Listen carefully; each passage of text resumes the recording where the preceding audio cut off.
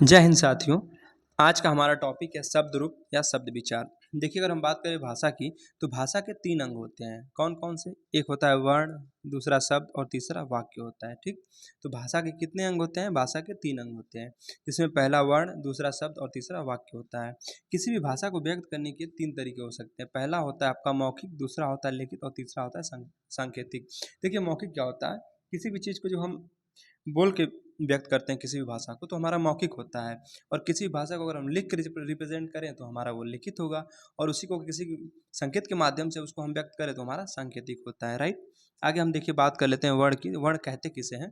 देखिए, हिंदी भाषा की सबसे छोटी इकाई होती है। जो वर्ण होता है ये क्या होता है? हिंदी भाषा की सबसे छोटी इकाई होती है और इनका अपना कोई अर्थ नहीं होता है। ठीक है, तो वर्ण का अपना कोई अर्थ नहीं होता है। जैसे अगर हम बात करें, देखिए शब्द क्या होते हैं, हमने वर्ण तो देख लिया। अब शब्द क्या होता है? देखिए, वर्ण के सार्थक योग को, जो हमारे वर्ण होते हैं, वर्णों के सार्थक योग को हम क्या कहते हैं? शब्द कहते हैं। जो वर्ण होते हैं इनका अगर जो सार्थक योग होगा तभी हमारा शब्द बनेगा। जैसे अधिक है, तो अधिक में अगर आप इसका वर्ण विच्छेद करें तो देखिए पाएंगे आपकी अ है, फिर आधा ध, फिर ई, फिर क, फिर अ, तो ये सब क्या है? ये वर्ण है ना। तो वर्णों के सार्थक मेल से हमारा क्या बनता है? शब्द बनता है। और शब्दों के सार्थक मेल से वाक्य बनता है। राइट, देखिए जो शब्द होते हैं तो प्रत्येक शब्द का अपना क्या होता है? एक अर्थ होता है। राइट, और अर्थ के आधार पर अगर हिंदी भाषा की जो सबसे छोटी इकाई की बात करें तो वो शब्द होते हैं। कुछ अगर अर्थ के आधार पर हिंदी भाषा की सबसे छोटी इकाई तो शब्द होगा। आइए हम वाक्य की बात कर लेते हैं। देखिए, शब्दों के सार्थक क्रम के योग से वाक्य का निर्माण होता है। अर्थात जो हमारे शब्द होते हैं, अगर शब्दों के एक हम सार्थक क्रम में लगा दें तो इनसे हमारा क्या होगा? एक वाक्य का निर्माण होगा। अच्छा, क्रम कैसा होना चाहिए? सार्थक होना चाहिए। जैसे एग्जाम्पल देखिए, कह रहा है मीना चली बाजार गई। सब तो हमारे हैं सब, लेकिन इनका कोई सार्थक क्रम नहीं है। इनको हम सार्थक क्रम में नहीं लगाएं, इसलिए ये हमारा वाक्य नहीं हुआ। लेकिन अगर कह दे कि मीना बाजार चली गई तो ये शब्द को हमारा क्या है? एक सार्थक क्रम है। इसको ही हम क्या कहेंगे? वाक्य कहेंगे। आइए हम शब्दों के भेद की बात कर लेते हैं। देखिए, अगर हम बात करें शब्दों के भेद की, एक होता है रचना या व्युत्पत्ति के आधार पर। 3 भेद होते हैं, जिसमें रूढ़ शब्द, यौगिक शब्द और योग रूढ़ शब्द आते हैं। दूसरा हमारा होता है स्रोत या उत्पत्ति के आधार पर। तो स्रोत या उत्पत्ति के आधार पर शब्द के जो है 4 भेद होते हैं, जिसमें आपका तत्सम होता है, तद्भव होता है, देशज और विदेशज होता है। और एक होता है संकर शब्द होता है। ठीक, जो 2 शब्दों के योग से मिलकर बना होता है।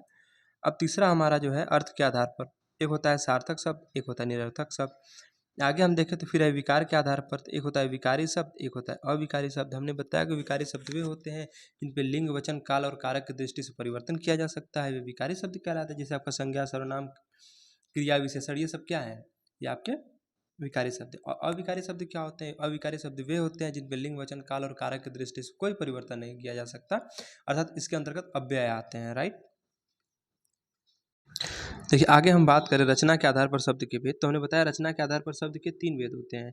पहला जिसमें हम देखेंगे रूढ़ शब्द। देखिए, रूढ़ शब्द कहते किसे हैं? वे शब्द जिनमें संधि, समास, उपसर्ग और प्रत्यय, क्या? संधि, समास, उपसर्ग और प्रत्यय न हो, वे रूढ़ शब्द कहलाते हैं।